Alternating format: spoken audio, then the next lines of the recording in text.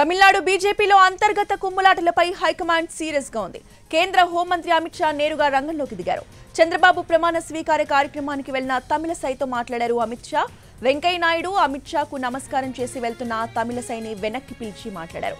ఆమెతో నిమిషం పాటు మాట్లాడారు. ఈ సమయంలో అమిత్ షా కాస్త సీరియస్ గా ఉన్నట్టు కనిపించింది. అన్నామలైతో గొడవ పడొద్దని హెచ్చరించినట్లుగా తెలుస్తోంది.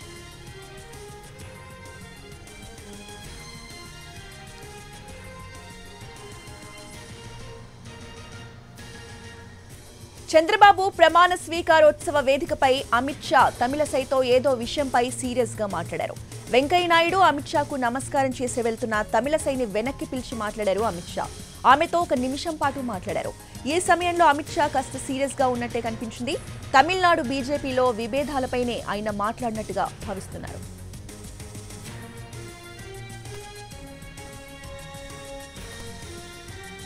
ఇదే అంశంపై పూర్తి అప్డేట్స్ ని మా ప్రతినిధి కార్తిక్ అందిస్తారు.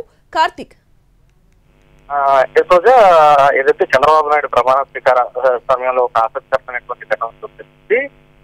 ఏదైతే తమిళనాడు అంతర్గత కుమ్ములాటల వ్యవహారానికి సంబంధించి, ఎందుకంటే కొద్ది రోజుల క్రితం జరిగినటువంటి ఎన్నికలు, సార్వత్రిక ఎన్నికల్లో భాగంగా మంచి శాతం ఓట్ల శాతం అయితే వచ్చింది, కానీ సీట్లు మాత్రం సాధించలేకపోయింది. దానికి కారణం మాత్రం ఏదైతే పార్టీ అధ్యక్షుడిగా ఉన్నటువంటి అన్నామలైతో మాజీ గవర్నర్ గా ఉన్నటువంటి తమిళసై సహా ఇతర నేతల యొక్క గ్రూప్ తగాదాల వల్లే ఆ విధమైనటువంటి ఫలితాలు వచ్చాయనేది మాత్రం చాలా స్పష్టంగా తెలుస్తోంది. దానికి తగ్గట్టుగానే అందరూ కూడా బహిరంగంగానే విమర్శలు చేసుకున్నటువంటి పరిస్థితి. సో ఈ నేపథ్యంలోనే ఏదైతే ప్రమాణ స్వీకార సమయంలో నేరుగా అమిత్ షా వద్దకు వెళ్ళినటువంటి తమిళసైని ఉద్దేశిస్తూ కూడా అమిత్ షా సీనియర్ అయినట్టుగా కూడా మనకు తెలుస్తుంది.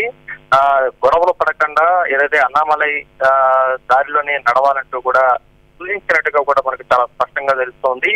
ఎందుకంటే గతంలో ఎన్నడూ లేని విధంగా తమిళనాడులో ఆ స్థాయిలో పార్టీ బలం పుంజుకోవడంలో అన్నామలైది కీలక పాత్ర ఉంది. అయితే అన్నామలై చెప్పిన విధంగా కాకుండా తమకు నచ్చిన దారిలో కొందరు పార్టీ సీనియర్లు వెళ్తున్నారనేటువంటి ఫిర్యాదులు ఉన్నటువంటి నేపథ్యంలో దానికి తగ్గట్టుగానే ఏదైతే గత ఎన్నికల్లో కూడా చెన్నై సౌత్ నుంచి తమిళసై పోటీ చేసి ఓడిపోవడం కూడా జరిగింది. దానికి కారణం కూడా చెప్పినటువంటి వ్యవహారం ఏదైతే ఉందో తమిళసై చెప్పినటువంటి అస్తాలను పాటించలేదు. దానివల్లే కొన్ని సీట్లు పోవాల్సింది.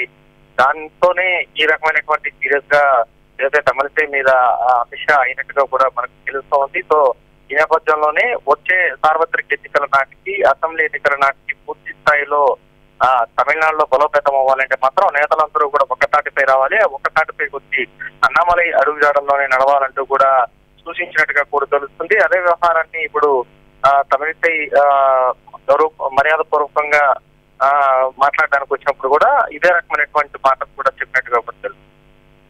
Right, thank you Karthik.